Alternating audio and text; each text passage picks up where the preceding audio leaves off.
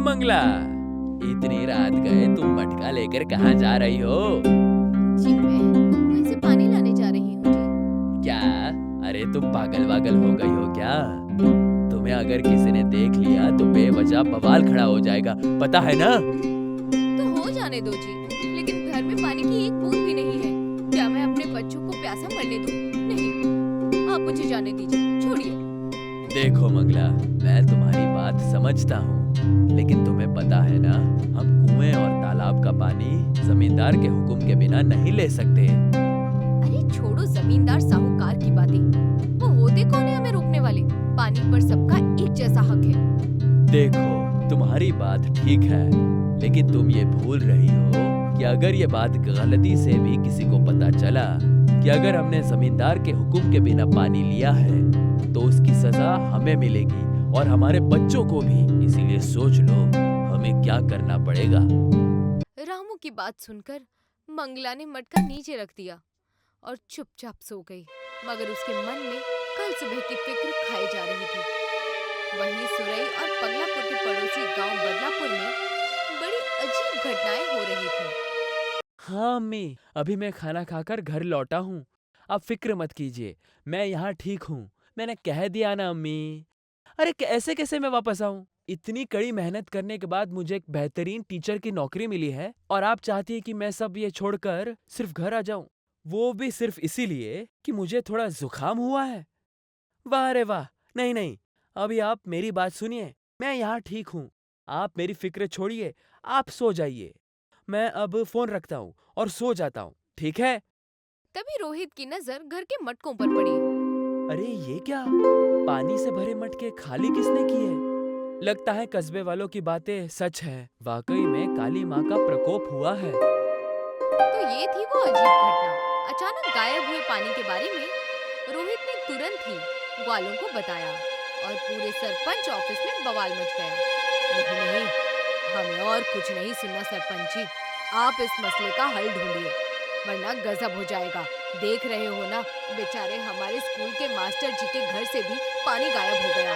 नहीं नहीं, ये सही नहीं है। अब जल्द से जल्द गांव की काली माँ के मंदिर में हवन करवाइए।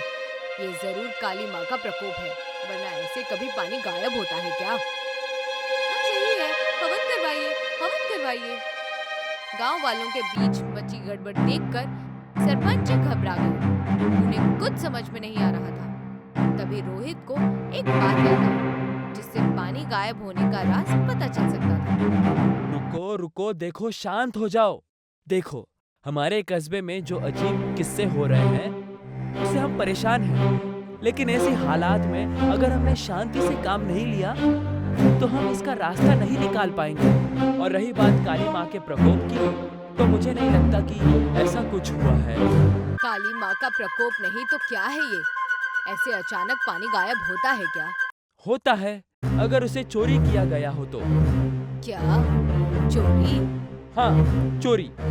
रोहित के मुंह से चोरी की बात सुनकर सब दंग रह गए। आखिर सोने चांदी के जमाने में कोई पानी क्यों चोरी करेगा भला? रोहित बेटा, ये तुम क्या कह रहे हो? पानी की चोरी कौन करेगा और क्यों करेगा? क्यों करेगा ये तो मुझे भी नहीं पता सरपंच जी, लेकिन हाँ, मैं ये दावे के साथ कह सकता हूँ, कस्बे में ये जो कुछ चीजें हो रही हैं, उसके पीछे जरूर किसी इंसान का हाथ है। आप सोचिए ना, हम सबके घर से देर रात दफातन हमारे घर का पानी गायब हो रहा है, लेकिन ये सब एक साथ नहीं बल्कि एक के बाद एक हो रहा है, और सिर्फ उन्हीं के घर से जिनके घर पर कोई नहीं होता। कभी मेरे घर, कभी आपके घर। अगर काली माँ का प्रकोप होता तो सबके साथ एक साथ होता, ना कि बारी बारी से होता। इसलिए मुझे लगता है कि इसके पीछे किसी इंसान का ही हाथ है। रोहित जी की बात सुनकर सरपंच जी खामोश हो गए। साथ ही सभी गांव वाले भी रोहित से सहमत हो गए।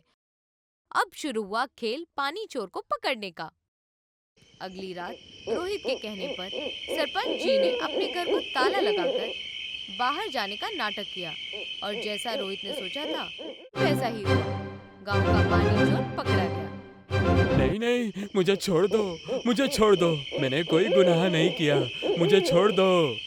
हाय रे हाय, देखो तो कैसे मुंह उठाकर बोल रहा है। शर्म नहीं आती तुम्हें? छोड़ दो बोल रहा है। एक तो लोगों के घर का पानी चुराते हो और ऊपर से कहते हो कि मैंने कोई गुनाह नहीं किया। तुम्हें पता है तुमने कितना बड़ा पाप किया है? क्या पाप? नहीं नहीं, मैंने कोई पाप नहीं किया। मैंने जो कुछ भी किया वो मजबूरी में किया। मुझे माफ कर दो। लोगों के घर में घुसकर पानी चुराना इसमें कैसी मजबूरी है? बताता हूँ, सब बताता हूँ। इसकी शुरुआत 6 महीने पहले हुई, जब मैं अपने कर्ज की किश्त फिर से नहीं चुका पाया। क्या कहा? पैसे नहीं हैं? जी मालिक, पैसे नहीं हैं। इस महीने जितनी भी आमदनी हुई थी वो सारी मेरे बेटे राजू की बीमारी में खर्च हो गई। इसलिए इस बार भी मैं कर्ज की किश्त नहीं चुका सकता। देखो, मुझे ये नहीं सुनना। 5 साल से तुमने एक भी किश्त वक्त पर नहीं दी और पिछले कुछ महीनों से तो वो भी नहीं दे रहे हो। अगर ऐसे ही चलता रहा तो पता है ना क्या होगा। जी मालिक, जानता हूँ, लेकिन मैं क्या करूँ? मेरा बेटा 6 महीनों से बीमार है। कितना इलाज कराया फिर भी उस पर कोई असर नहीं हुआ, बल्कि उसकी हालत और भी बिगड़ती जा रही है। इसलिए मुझे नहीं लगता कि आने वाले कुछ महीनों में भी मैं आपको आपकी किश्त दे पाऊंगा। क्या? तुम किश्त नहीं दोगे? अब बस बहुत हुआ। तुम ऐसे नहीं मानोगे। अगर तुम नहीं चुका सकते तो पैसे क्यों लेते हो? नहीं, अब तो मैं अपना कर्ज तुमसे लेकर ही रहूंगा। आज से तुम इस कस्बे में किसी भी कुएं, तालाब या नदी का पानी नहीं ले पाओगे। तुम इस कस्बे का पानी नहीं पियोगे और अगर पीना हो तो उसके पैसे देने होंगे। क्या? पैसे? नहीं नहीं मालिक, ऐसा मत कीजिए। मेरे बच्चे, बीवी और मैं, हम सब बिना पानी के मर जाएंगे। हम पर एहसान कीजिए मालिक, एहसान कीजिए। और इस तरह से जमींदार ने हमसे पैसे लेने आगाज कर दिए। क्या? ये सब गलत है। वो ऐसा नहीं कर सकते। कर सकते हैं, क्यों नहीं? गांव का कुआं, तालाब और नदी के आसपास की जमीन जमींदार के नाम पर है, इसलिए वो कुछ भी कर सकता है। शुरुआत के दिन तो ठीक थे। जमींदार ने एक बार 500 रुपए लिए, लेकिन आहिस्ते आहिस्ते उसकी क्रूरता बढ़ती गई और उसने पैसे बढ़ाने शुरू किए। कभी 500 से 1000, 1000 से 2000, 2000 से 3000, अब सीधा 5000 रुपए। मेरा बेटा राजू बीमार है। मेरी सारी आमदनी उसके इलाज में खत्म हो जाती है। इसमें ये सब मैं नहीं दे सकता।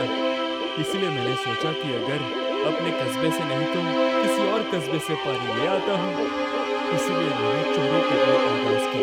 वैसे मैं यहाँ कुएं से पानी ले सकता था, लेकिन मुझे खौफ था कि ये बात जमींदार को पता चल गई तो वो हमारा जीना मुश्किल कर देगा। इसलिए ये सब मेरी मजबूरी थी। रामू की कहानी सुनकर पूरा बदलापुर हक्का बक्का रह गया। सब सुनकर सन्न रह गए। तभी रोहित ने रामू की मदद करने का फैसला किया। हमें माफ कर दो।